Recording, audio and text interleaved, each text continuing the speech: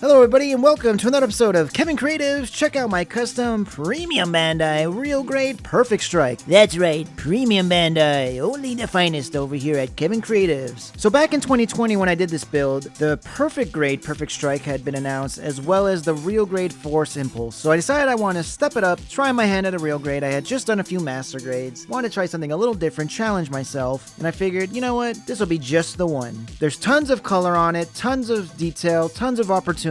So let's get to it and see what I did. So this one's actually a big deal in terms of the lore of old Kevin Kreative, because after I did this one and I put it together and everything, I really felt like I was onto something. I don't know what, but I was onto something. Everything came out really great. I'm happy with all of the shading, all of the little lining, all of the details, all of the masking. I just could not be happier with this one, and I think about trying to sell my kits eventually and all my builds, and it's just hard to say goodbye to this one in particular because it really means a lot to me just based off the sentiment of where I was versus where I am now. Just going over it, there are 2 shades of red, 2 shades of blue, 3 shades of white, the inner frame, as well as the green and the yellow accents. Like I said, there was a lot of opportunity to learn here, especially in terms of how to mix colors and shade colors, because I was still pretty new to all that. I didn't really know how to do what in terms of shading and highlighting, so I was really excited to try things out here. On the left arm, we have this cool claw shield that I'm really happy with, just because I did some masking on that shield and added a couple of additional gunmetal and dark blue and light blue areas just to mix things up and break it up a bit so it wasn't just one big blue block. I just kind of wanted to space things out a bit, and I'm so happy with how that turned out. I think my choices in the masking and how to go about it and accent it really came through.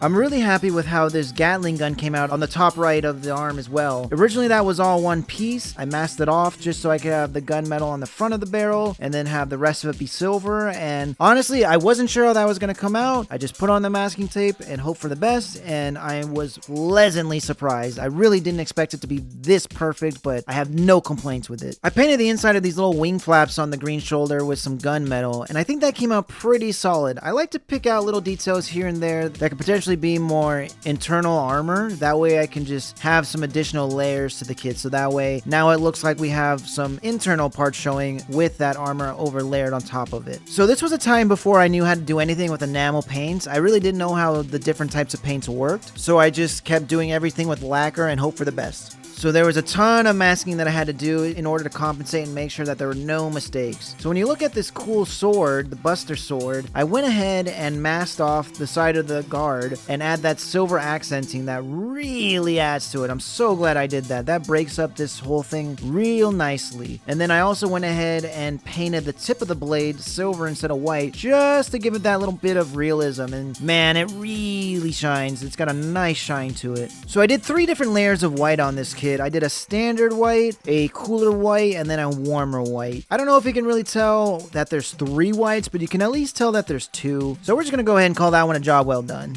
With this being one of the first generation real grades, it has the pre-built inner frame, which unfortunately isn't very good for posing and everything. The shoulders love to pop off, at least when I was messing with it before. So I'm not really going to mess with the pose or anything, unfortunately, but at least it holds up well on the stand. I'm so glad they included that because I don't know what I would have done without it. There's no way he would have stood with his backpack.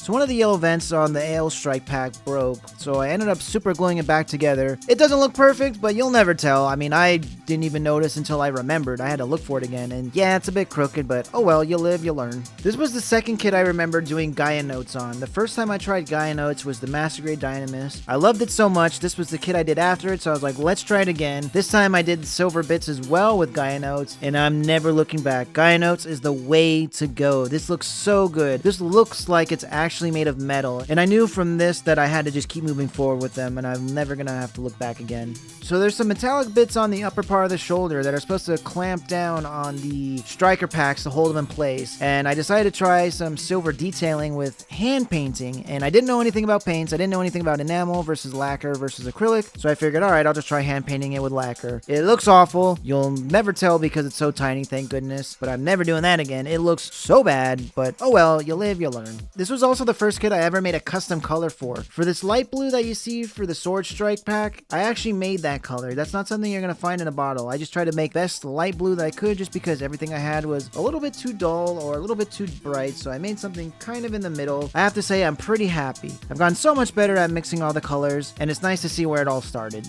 The green I knew was going to be a challenge just because I'd only ever done one green kit. It was the Dynamis, and while that came out pretty much perfect, I still had no idea on what to do for green colors. So this was a nice little bit of practice. I think things came out pretty well. There's definitely some shading. It's incredibly subtle. I think I just went over the parts with a really dark green, added a little bit of a lighter green to the mixture, and then went over it again for some highlighting. I don't know if you can really see it so well on camera, but in person, I think it's just enough. I really like how the yellow came out on this kit as well. I wanted to make sure that it stood out just because there was so much color going on. I knew that the yellow might just fade into the background. So I went ahead and brightened things up by using, I believe, a yellow orange as a base and then highlighted it with just some standard yellow just to give it some brighter impact and not have it just be a pale yellow. The beam effects came out pretty nice. I think I could have added one more layer of white to it. I think all I did was I went over the beam effect with a fluorescent pink and then I added some white to the mixture just to give it some density and opaqueness, and then just highlighted some of the inner part of the beam effect just to give it some glowiness. Not perfect. I think I could have added, like I said, one more or two more layers of white to that concoction, but there you go. I wish this kit was a little bit more stable just because it'd be nice to be able to have them in all kinds of different poses with the different striker packs. It's a very nice opportunity to show off just what this mobile suit can do, and I definitely recommend it. So having this kit in a real grade, perfect grade, and the master grade, I knew I had to start somewhere, and I'm glad I started here. I can't wait to eventually do the master grade and the perfect grade of this kit one day, who knows when, but this was a good start. This is going to be a big piece to stay in the Kevin Kreative vault because, like I said, this is a big part of the lore. There's just something about this that when I did the kit, I knew I had something worth showing, and I wanted to just grow my talent from there.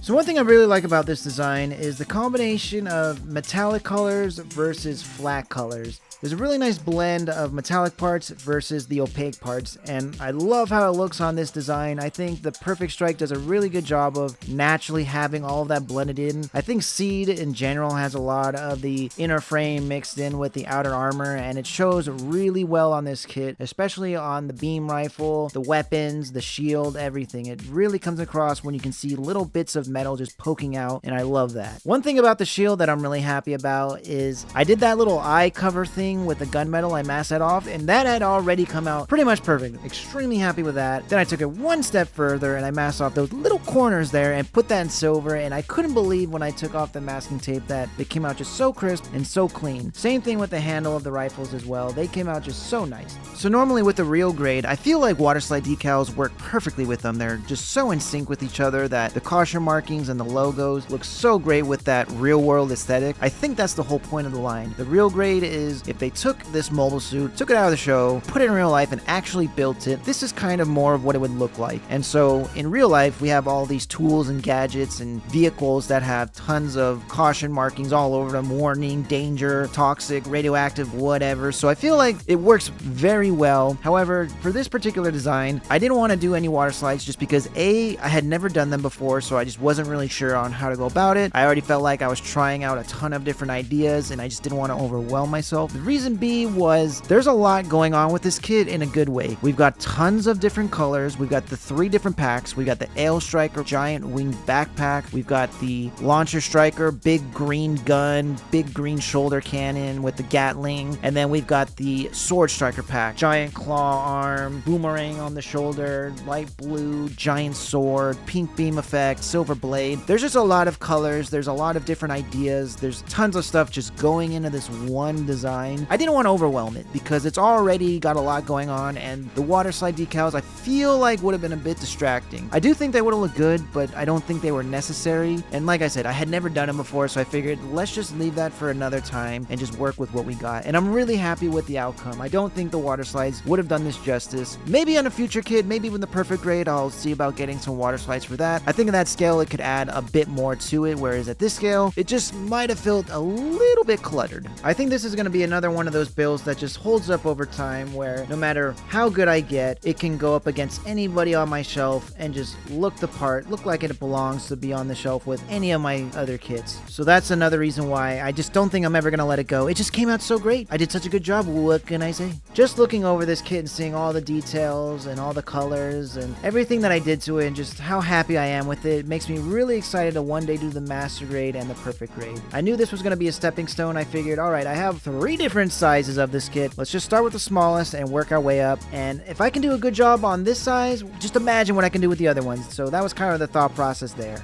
I will say at the end of the day, the Strike Gundam is one of those designs that you really can't do it wrong. No matter how you go about it, it's always going to look good. It's just an inherently awesome looking design. So on the one hand, I think this is a great kit just to practice on. I don't think it was very expensive. I think it was like 40 bucks or something like that. And the fact that it comes with just so much, it comes with the shield, the beam rifle, beam sabers, all 3 striker packs. There's just a lot to work with, tons of different colors, as I've said throughout the video, tons to practice on, lots of surface deal to mess with, plenty of options to do some masking. And then if you wanted to go that extra step and do the water slide decals, that's just another thing that you can work with. That's the big draw for me on this kit in particular, is there's just a lot of potential, and I'm really glad that I decided that when I wanted to try out everything that I had learned up until this point, this is the kit I went with, because it was perfect for that. Like I said, this is a big part of the Kevin Kreative lore just because I learned so much from it, and I felt like it was just a huge accomplishment at the end. So at the end of the day, this is a first generation early real grade, and I think that's really what I like about it. I enjoy the aspect of taking an older, more outdated and obsolete style kit and putting everything I can into it, and having it being able to stand on the shelf next to the real grade new Gundam, which completely blows this kit out of the water. But because of the quality I put into both, I think they're on equal terms, and that's what I love about art and modeling and all of that, is there's no limitations. I can take anything I want as long as I like the overall design and I know it'll be good. As long as I'm confident in my abilities and my skills as a modeler, I'm gonna get something great, and I'm really happy about that. That's probably the real big main reason as to why I just don't know if I can part ways with this kit. I keep mentioning it throughout this video, but I really do love this model just because it's a big milestone in my work as a modeler and a builder. I really feel like this was the kit where after I did it, I looked at it and I just knew. I knew I was capable of doing any kit that I wanted. I could just scroll through a list of model kits and any single one of them, it didn't matter how complicated it was, I knew that I would be able to take care of it and give it a nice paint job and clean it up and all that. So thank you for watching, and until next time!